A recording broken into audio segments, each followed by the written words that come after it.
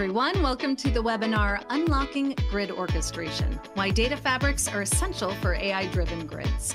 My name is Annie Falcone, and I'll be your moderator for today's discussion. AI and machine learning can be transformative solutions for grid management. These technologies offer tools to manage renewable energy at scale and orchestrate millions of distributed energy resources. As grid assets generate ever greater volumes of data, this presents utilities with lots of opportunities. But it's also more data and more complexity than humans alone can handle. That's why they need AI and machine learning solutions, and successful deployment of those solutions begins with a strong data foundation. Utilities data sources span IT, OT, transmission and distribution, and even external sources like weather data.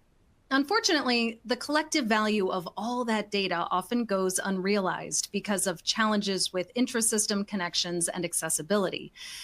But what if all data was seamlessly connected and every system could access and leverage its AI-enabled insights for grid automation, forecasting, scenario planning, digital twins, and more? It's not impossible. In fact, it's achievable with data fabrics. Data fabrics have been described as a data management design concept for attaining flexible, reusable, and augmented data pipelines and services in support of operational and analytics use cases. Today, we're going to find out why and how data fabrics help utilities to unlock end-to-end grid orchestration and achieve a truly smart grid. But before we jump into our discussion, here's a look at what we'll be covering today so you know what to expect. So let's introduce our speakers.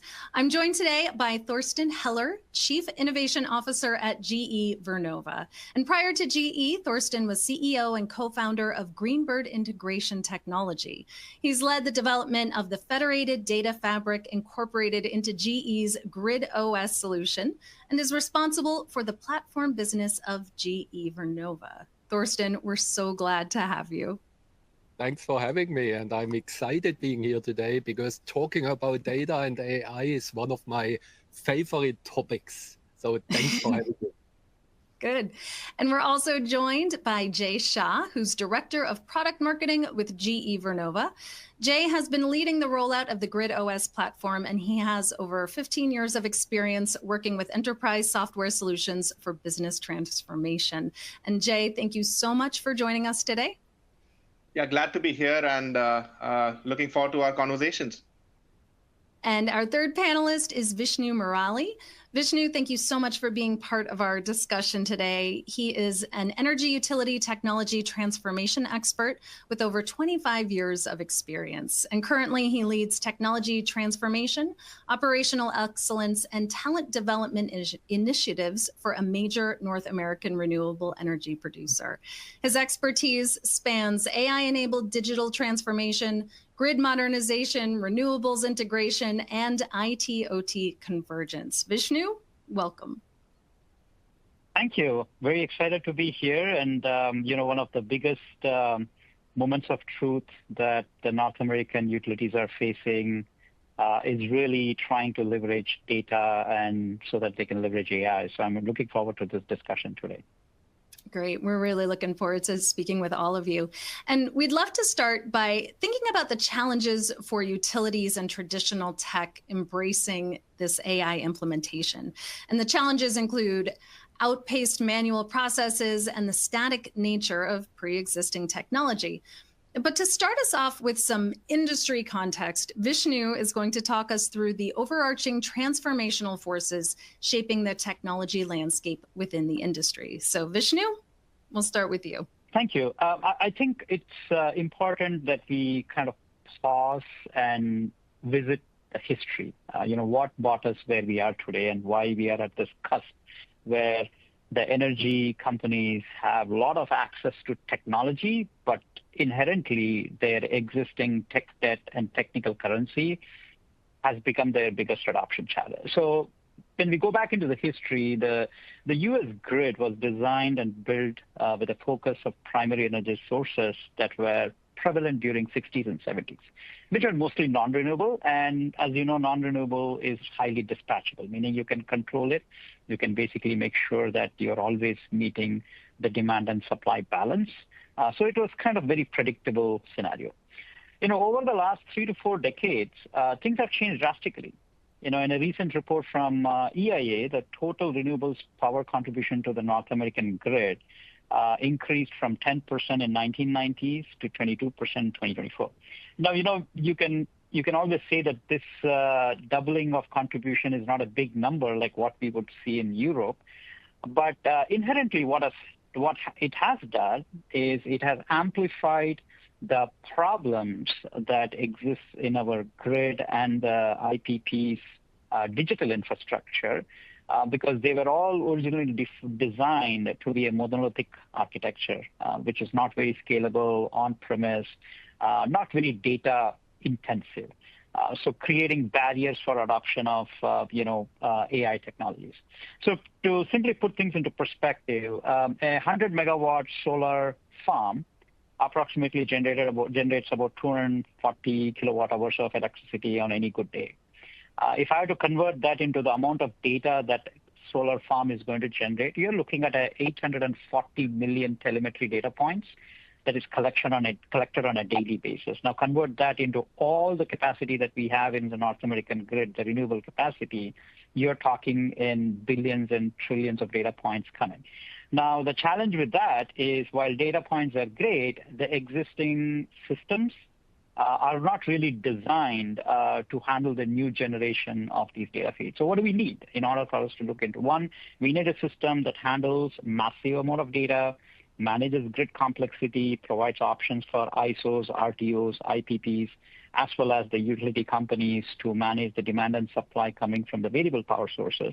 And we need a better enhanced cybersecurity posture. With data, the risk of cybersecurity increases. And most importantly, we need something modular, scalable, and that is built on an elastic digital infrastructure. So that's what really the industry needs today.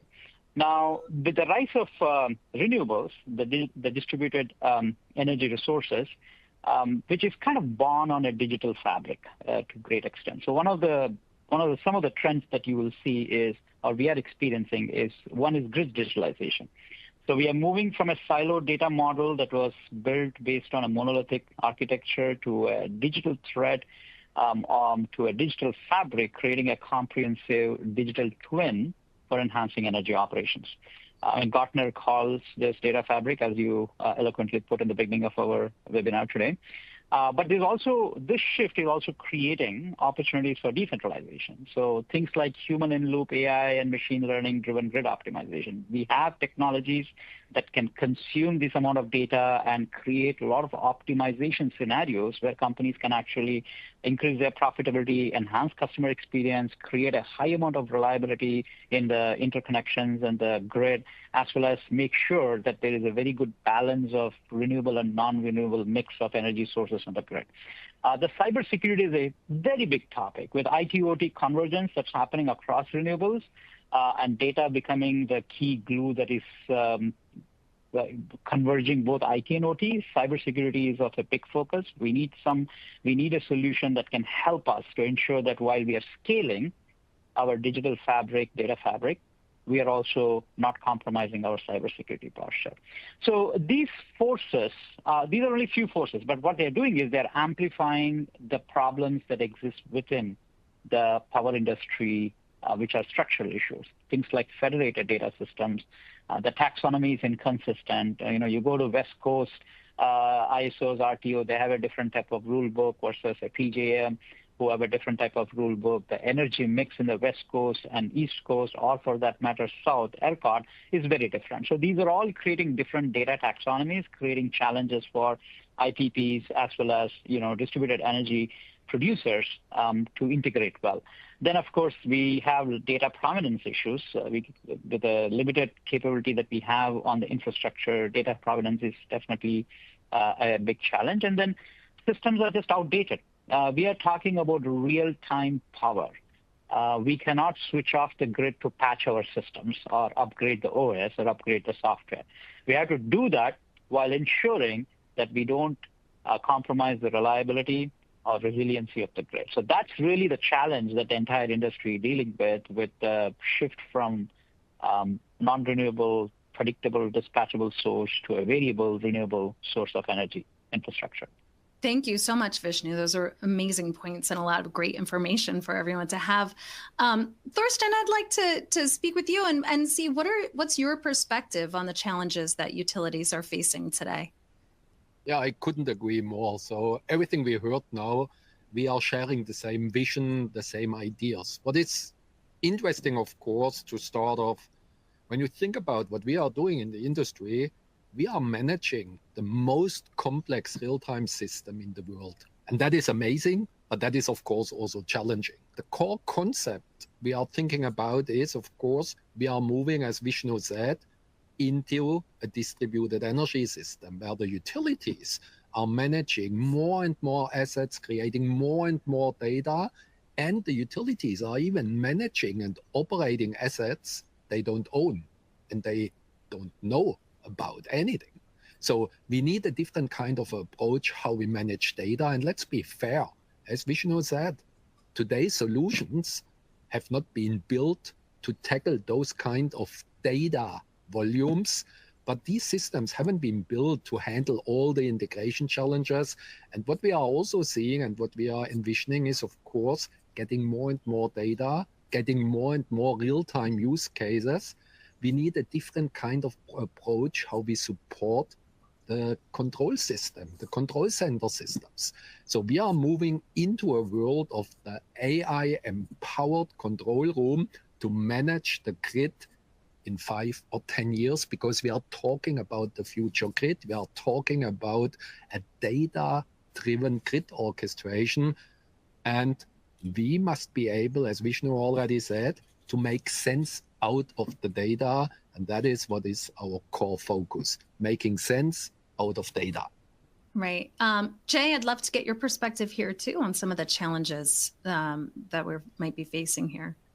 Absolutely. And I think the technology that a lot of utilities had built over the last many years was built to last, right? Considering that the grid was stable, it was more of a unidirectional entity where power was generated and consumed. The grid is now changing rapidly, and the new software stack that needs to come with it needs to be built for change. And I think that's a key fundamental shift that utilities will see in the near future. And that, in my mind, translates to two different things. One is that means that the traditional technologies today that are built on predefined rules, right, and also fixed data sources, when those things change, right, when the data changes or grows, or when the relationships between those applications change, it means that these traditional technologies need to be redesigned. And that is not 100% possible in a world where the lights also need to be kept on, right? So that's one key reason why AI is going to be very interesting, because it can adjust to some of those changing dynamics in a much more fluent manner than traditional technologies can. And then the other thing that AI also does is it understands the context between systems and the interdependencies between them in a much better way than traditional rules-based technologies can. So those are a couple of reasons why AI is going to be very interesting as opposed to traditional technologies. So that's one thing I would like to talk about. The second thing is when you talk about data, as Thorsten pointed out, it's a very distributed data ecosystem. In the 2010s, a lot of utilities had tried to centralize data into single warehouses, and that did not work out well because the owners, the organizations that generated that data, lost control of it, and that affected data quality and accuracy, which means that the distributed nature of grid data needs to be respected. And any data solution that comes up needs to make sure that it follows that distributed nature of the grid and the data that is produced in it. So I think those are two key specific challenges that the utilities also need to work through as well. Great, thank you. And I'd like to kind of shift our topic, which kind of brings us there, which is where do utilities even start? What's the first step to making AI implementation a success? Thorsten, I'd love to start with you first. Oh, thanks. We have good news here, because when you think about now in 2025, the technology I mean, the AI technologies, they are there. So we do not have to develop the AI technologies. Now it's about leveraging, utilizing. So the good news is the technology is in place. But what is the most important thing, and Jay and Vishnu already talked about it, is the data, building the data foundation, because we are getting more and more data. We are getting more and more different data types. We are getting more and more real-time data. We are getting more and more data that is changing or has missing data, things like that. So data, and to put it in simple terms, to build the good data foundation, that is the backbone. Without this data foundation, the AI-empowered control room or any AI-enabled use case won't be possible. So the technology is there from an AI point of view. What you would do as a utility, one of the core things is starting building your data foundation, your data backbone. The second interesting topic I want to talk about and highlight is also related to talent and skills. Because when we look back to what we talked about in the beginning of the session here, the systems and the existing technologies, but now we are moving into a new world, into new technologies. So AI, containerized solutions, cloud-based solutions, they also require a different kind of a skill set for the utilities. So that is also an important point. How can utilities attract talent? How can utilities build out the competency to operate, to maintain these AI-driven solutions? So it's both. So the good news, the technologies are here.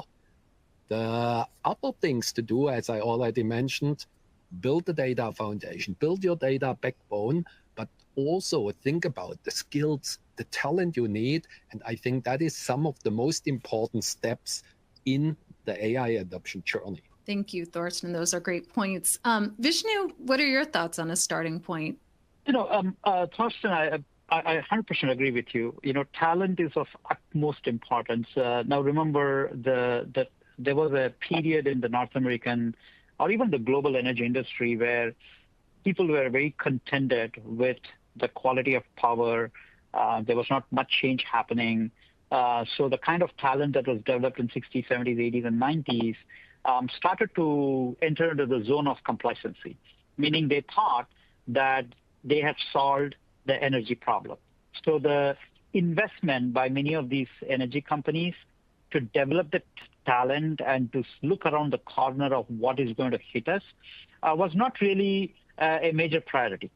However, with the change in the climate impacting the need for shift to renewable or green power, and that amplifying the need for more flexible digital infrastructure also calls for a talent that can help or understand the new technologies. At the same time, we also need a talent who understand the old technologies. Because, earlier I pointed out, right? So one of the biggest issue that we need to overcome, the industry needs to overcome is when the industry is moving from the traditional digital technologies to a more scalable AI-ready technology, they have to keep in mind a simple concept. The power grid cannot be switched off. It has to be on all the time. So now I want to give an analogy here. One of my favorite movies is The Speed. I'm sure some of you might have seen that. And Speed 1, there were multiple releases, follow-on Speed movies, and the very first movie of Keanu Reeves. And in the first movie, there is a last scene where Keanu Reeves is actually in a bus that has a bomb, and it has got passengers. And the problem with the bus is it cannot come down less than 60 miles per hour in speed, which means the moment it comes down less than 60 miles per hour in speed, the bomb will go off. So he and his fellow co-stars, they devise a plan to bring in another bus, and then in real time, as the bus with the bomb is moving, more than 60 miles per hour, transfer the passengers to safety into another bus that is moving almost at the same speed and safeguard them. So that is what the North American energy industry is facing. They have this bus that has got, this bomb threat, and they cannot slow down on that. That continues to intensify. And at the same time, they have to move all these passengers from inevitable outcome of the bus they are in to a newer bus, which is safe. So that's exactly what the industry has to realize, is we have to create a talent bridge that enables us to bridge the old technologies with the new AI technology and thereby create a smooth shift without impacting the overall infrastructure. And again, let's face the fact, most of the North American grid is regulated, which means that it's not easy to just shift passengers from one bus to another bus. It's a meticulous planning, which is where execution excellence come in play in order for us to adopt these kind of technology. And starting with the data fabric is probably the most fundamental aspect that is needed to onboard these new capabilities and technologies. Vishnu, thank you so much for that analogy. That really did help me understand a little bit more of what's going on. That was beautiful. Jay, do you have anything to add on that? Yeah, a couple of things, right? So as Vishnu mentioned, the data fabric is an essential thing for AI adoption.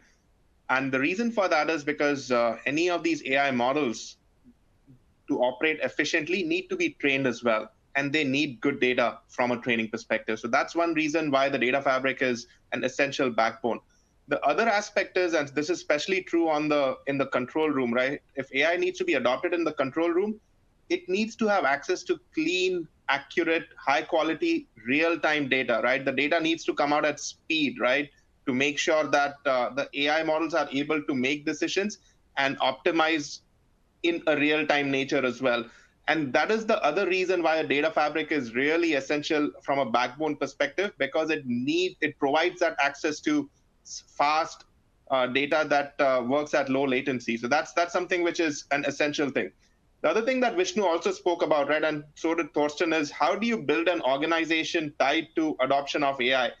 And that's where, in my mind, a grid modernization team that now, in addition to the traditional skill set of power systems engineers and control room engineers and so on, it also has people on the data engineering side and also on the ML engineering side of things as well. Because then when those cross-functional teams come together, that's where the magic unfolds, wherein the power system context is preserved, but at the same time, you're bringing that out with really cutting-edge latest technologies as well. So to me, that particular team is going to be the key for success for utilities in adopting AI in the future.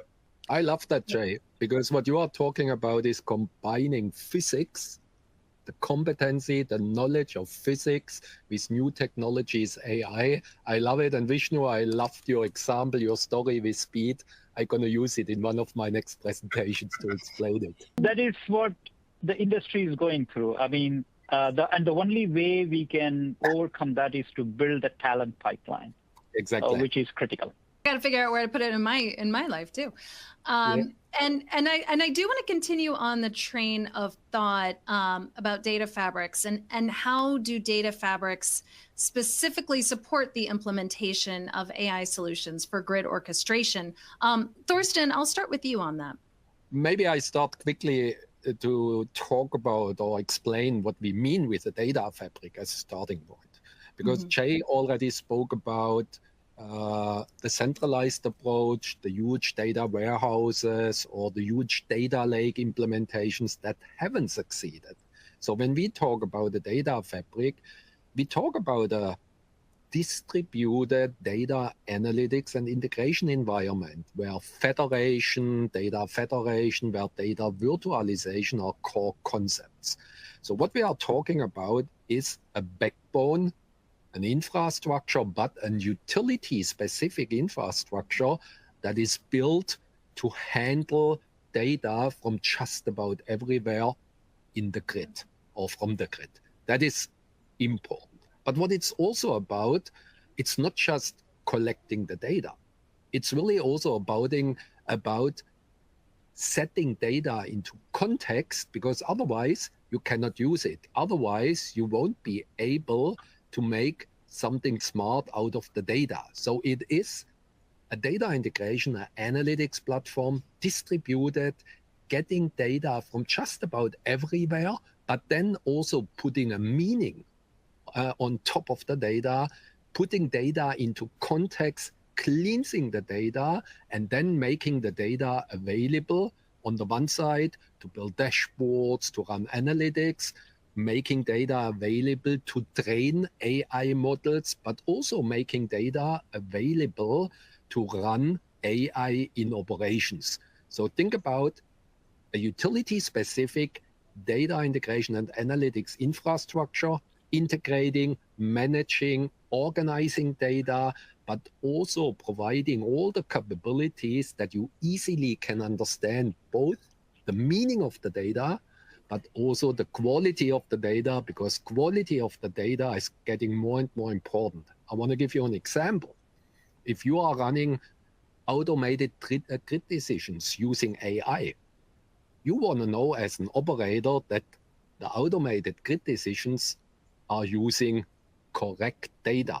So that kind of concepts, having the data, context, meaning of the data, but also the quality of the data managed, that is the data fabric. And the data fabric supports AI implementations by integrating, storing, organizing data, putting meaning on top of the data, and ensuring the data quality to empower all of these use cases. I hope that makes sense as a simple explanation. And I'll take a moment to just put what Torsten said in the industry context. I'm sure the world is looking at what is happening in California right now.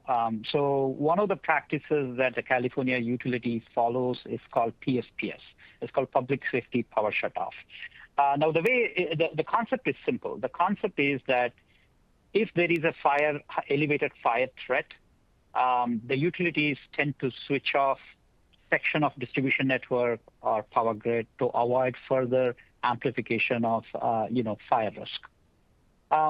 Over the course of last 5 to 10 years, since it was regulated and mandated by the PUC to implement PSPS for all the utilities that are in California, they have significantly started to use AI to really predict by taking the weather information, by taking the grid load information, by looking into the demand that is there and the supply of power from distributed energy sources as well as from traditional sources, and then predict which portions of the risk areas where there is a high potential of fire, they should shut off the power supply. That has been very much possible and even become an extremely good example to see how we can use AI. So in the context, you're looking at multiple streams of data that is coming from different sectors or different portions within the power supply system. And as Torsten said, getting all this data, contextualizing is humanly not possible. Even your traditional system, even the third, fourth generation systems, they really cannot process that level of correlation. Only AI can do it. Now we are also headed to using quantum computer to predict even whether a fire is going to happen 10 years from now or not. But again, that's kind of probably for the next discussion. But I think that is where we see AI playing a very big role. Now, that was in West Coast. Imagine applying the same on the East Coast where it's hurricane prone. We want to use the weather data, historical 50, 80 years of weather data, start predicting what kind of impact it's going to have on the power infrastructure for the utilities that are on the East Coast. Right? So the industry stands to benefit with the AI capabilities that we are seeing coming into the mainstream power business. That is what we call the AI-empowered control room, because we need these kind of capabilities where we support the operator, because we also believe there's a changing pattern how operators will operate the future grid. So instead of managing the grid, because we get so much data, we will see more and more AI-empowered services where the operators get forecasts, predictions, insight, recommendations for actions. So The operators will in the future most probably only handle exceptions, because we are moving more and more into automated grid decisions, where exactly the examples Vishnu was talking about, weather forecasts, predictions, things like that are a core enabler. But we will move into a world where we are getting the operator to manage mostly the problems or exceptions, because all the default management will be AI empowered in some years. Right. Vishnu, you kind of touched on what I was going to ask next, which was about just continuing to explore the use cases of data fabrics and AI. I don't know if you have any other examples of that, or if you want to expand on that at all. So great question, Annie. So let's kind of delve into some of the data fabric use cases from an industry perspective, what we are experiencing, what I am seeing working with several fellow utility companies in this space. I think the aspect of data veracity creates a problem of lack of contextualization. So let me give you an example. Let's just take the simple distributed energy system in a democratized, market. Let's take ERCOT. ERCOT is a classic example where, the market dynamics is determined by the supply and demand of the power between the consumers and the producers. Now, what ERCOT also does is it also allows reverse power production, which means that you can put a solar panel on top of your home and then do a net metering and send additional power into the distribution network. Now, what, earlier Jay pointed it out, right? The North American grid was designed as a one-way grid. You can only sell power or supply power to the distribution network. You really cannot take the power from the distribution network and, append it to the grid.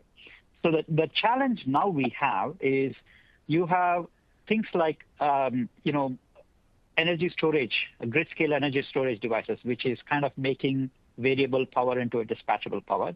You have wind farms, you have solar, and then you have, newer emerging capabilities like compressed air battery systems.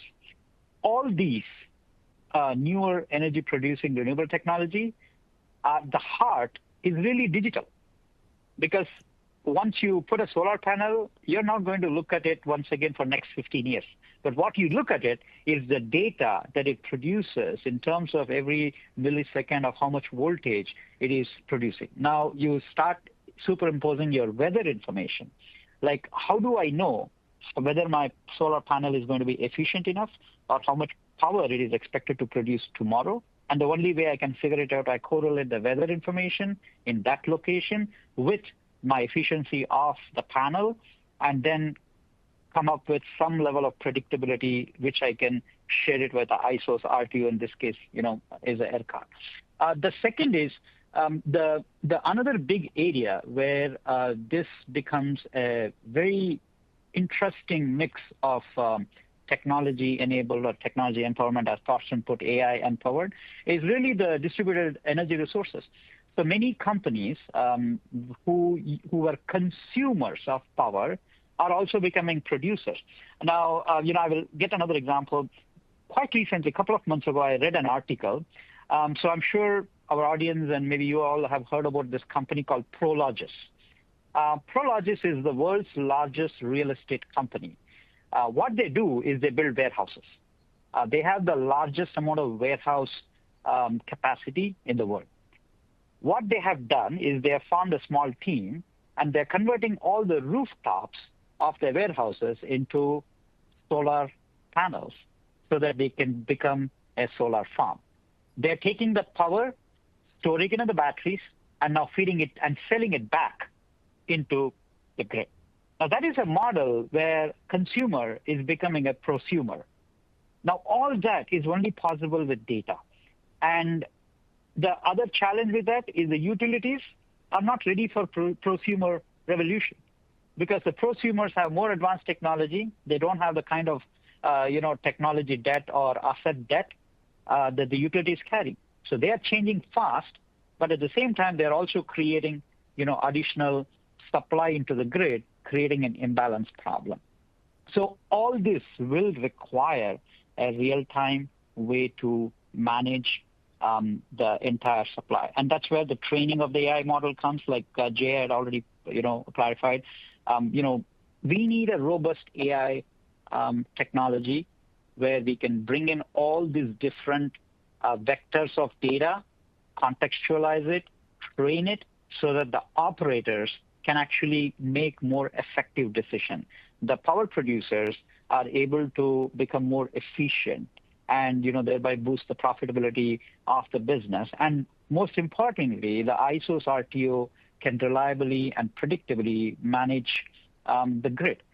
For example, if you're an IPP in ERCOT market, especially in the renewable sector, the most fundamental integration you need to do is you need to be able to send the ERCOT regulator the streaming data of the total power that is getting produced in your power plant, in the renewable power plant. If for any reason, let's say you fail sending that data, they will actually remove you from the market participation, creating a massive business challenge in hand. So that's the territory that the whole North American grid is moving into. And honestly, existing systems cannot solve it. So we have to bring in AI. We have to bring in data fabric. We have to bring in technologies that can actually stitch all these pieces together and create a seamless view so that we can make effective decisions in operations. Correct. Can I maybe add one thing? Because Vishnu was explaining it perfectly.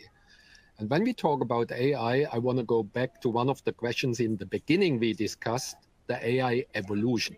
Because what Vishnu was describing is a scenario, the first step, we are using data, we are building the data foundation, we are using AI to build insight. That means you as an operator, you get all the data, so you as an operator, you can do the smart decisions. But what we are really moving to in the future is that the system is doing the actions, the decisions, because that is the second step of AI, where we are talking about that after you have created the insight and the operators can still do or would still do the decisions, we want to let the system do the decisions, and then the operator is managing only the exceptions. And that was a perfect description what Vishnu just described, because that is the AI evolution we are seeing. And to turn it in simple terms, get your data foundation, make it, create good data. Second step, use AI to create insight so the operators get all the information they need to do smart decisions. And then you have the third step, let the system, let the AI even do the decisions. That is the evolution we are seeing. Right. Thank you, Vishnu and Thorsten. Jay, do you have anything to add? I'd love to get your thoughts in here as well. Yeah, no, absolutely. A couple of things, and totally agree with everything that Vishnu and Thorsten had to say, and just adding on to that a little bit more as well. Right. So as we spoke about, the grid is not unidirectional anymore. It is multidirectional. There is distributed energy generation happening at the consumption level as well. And at the same time, on the bulk production side, you have a lot of intermittency because of renewable large-scale generators like big solar farms and wind farms. So what's that doing is balancing the grid these days is a much more challenging task, right? Just to make sure that you're matching demand and supply, you need obviously access to data across T&D. It needs to have that visibility, and even in many cases, have it from a control perspective as well.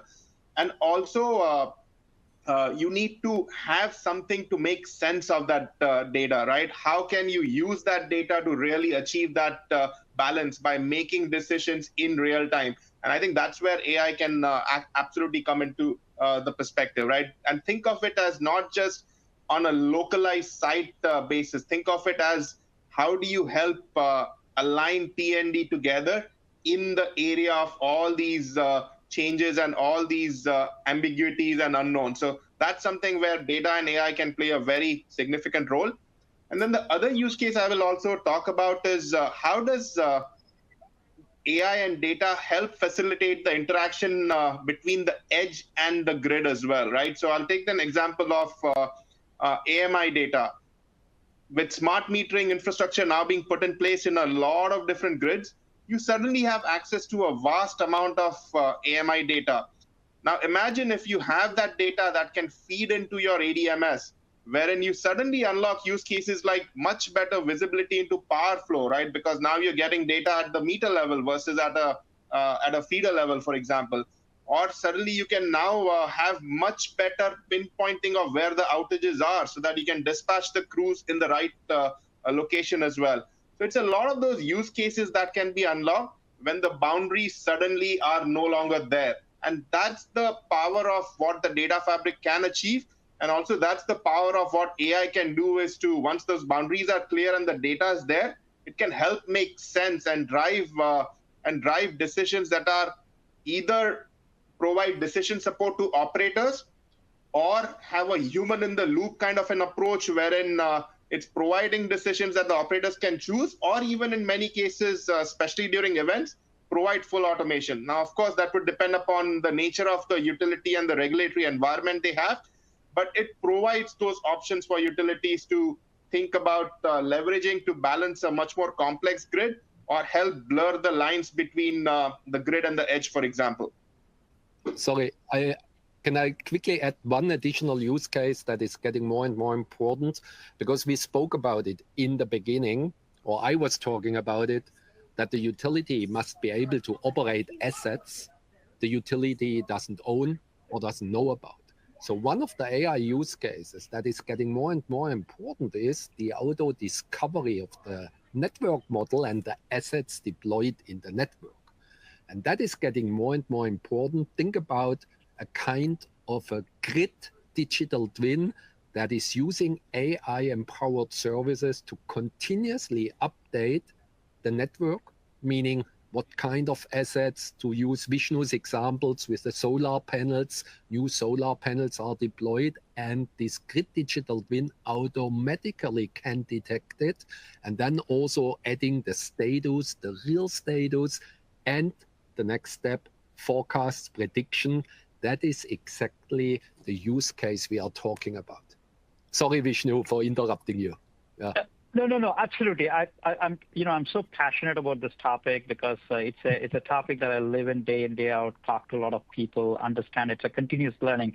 And, I 100% agree with what Jay and Thorsten, you're saying. I think, if I had to put it in a different context, rewind back 20, 30 years. A gas power plant or a coal-fired power plant or a nuclear power plant, they did produce data, but the approach was you used to pump the data from your power plants to a data center, right? So you would aggregate all the data and then you used to post-process it. Fast forward now, what is happening? You have a windmill. I've had a unique privilege or experience of having worked on wind power quite a bit, hydropower as well as solar.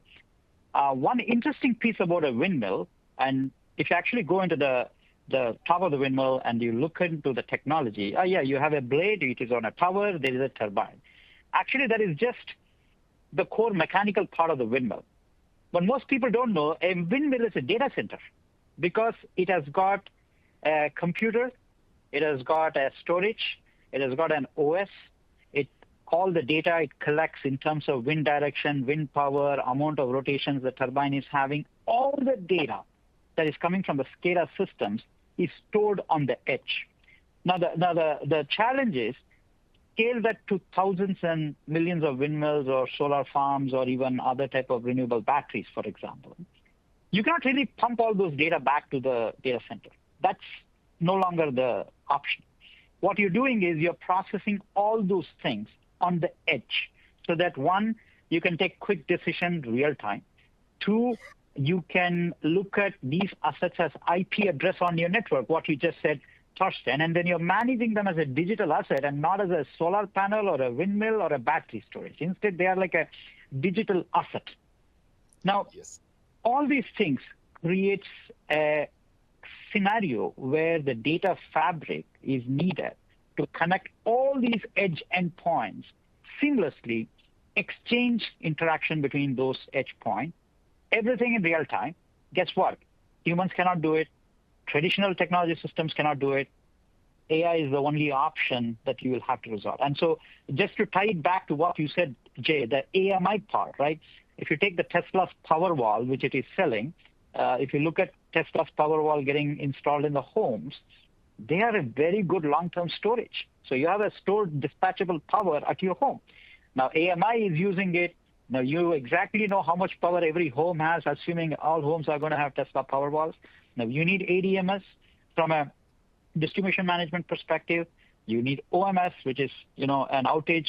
Let's say one of the Powerwall in one home or 10 homes is out of commission. We need to know how much power is really available or stored or dispatchable. And then, of course, you have, TDMS, which kind of ties these pieces together. Because of the digitalization, which we earlier started, AI is a natural progression.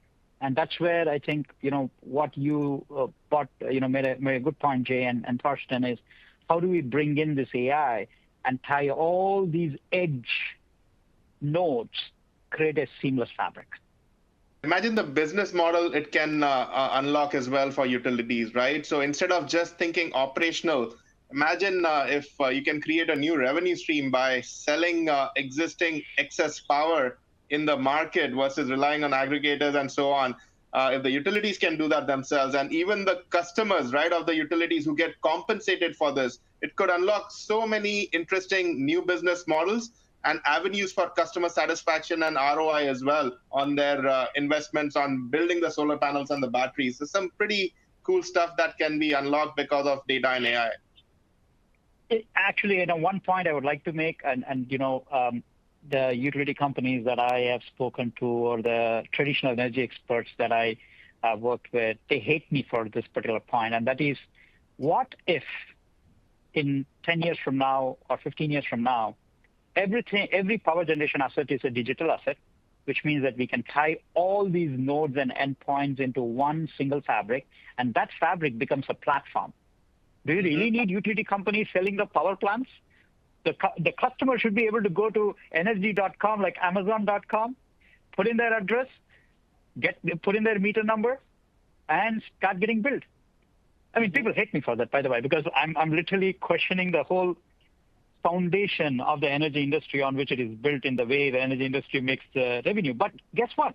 That is very much possible because the technologies today are literally creating that opportunities of democratization, decentralization, and creating a market that is more accessible and more consumer-driven and fair. Right? Today, regulations and the utilities, the way they work, creates unequal access to power depending on which market you are. But this whole data fabric and what products like GridOS does, I think I definitely foresee that going in that direction. Yeah, thank you all so much. This has been such a lively and enlightening conversation today. But we do have to switch to some questions now from our audience. So if any of the audience has a question, now is the time to submit it. But one of the questions that came in is about data. The question is, what if historical data about weather is no longer useful because of climate change? Thorsten, do you want to take this one?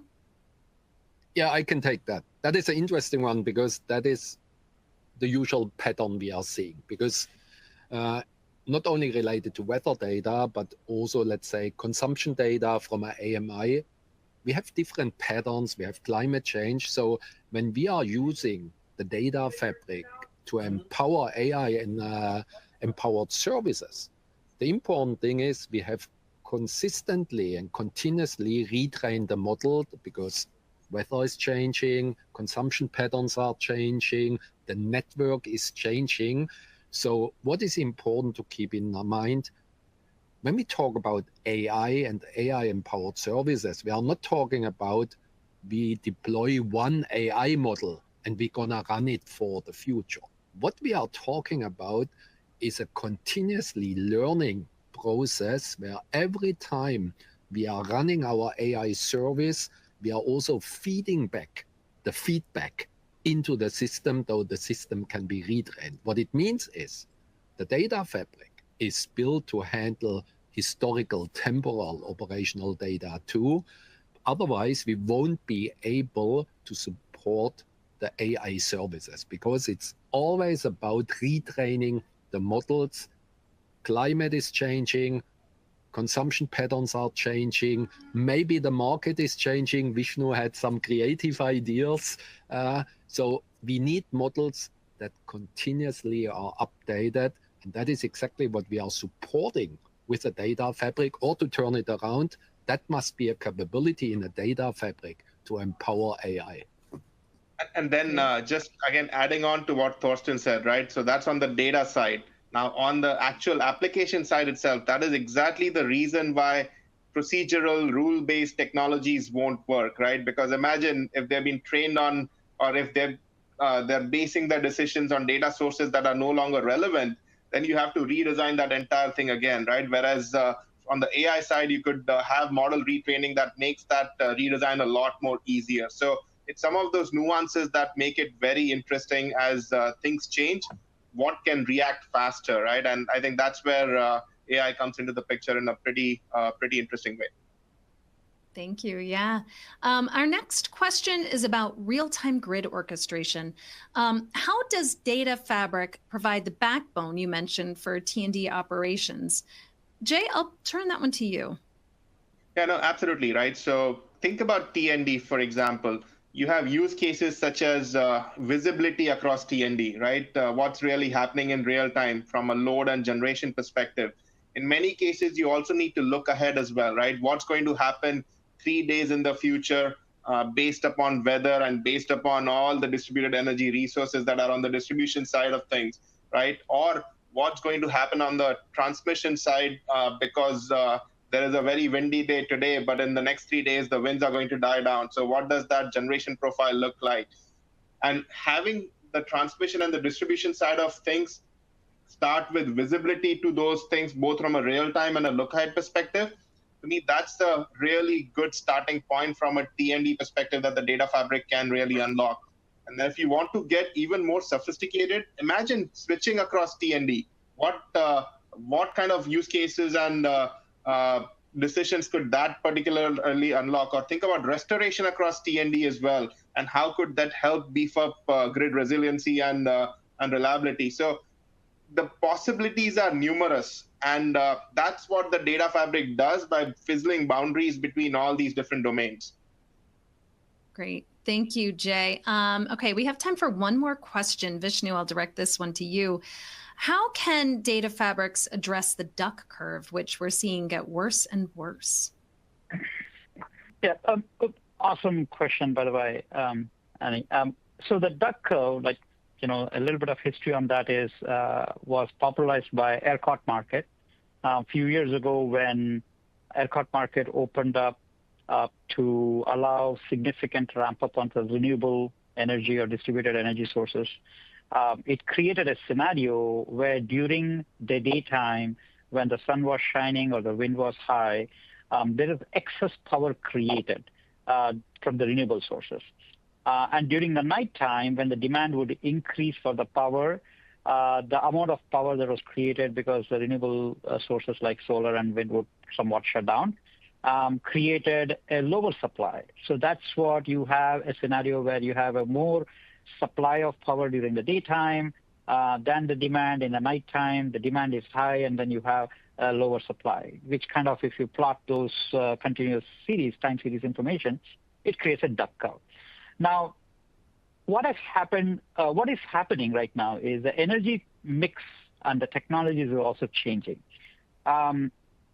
Solar, wind, which are non-dispatchable or variable power sources, are getting augmented with things like battery or compressed air storage, where they are becoming dispatchable. So one way for us to take 2 or 3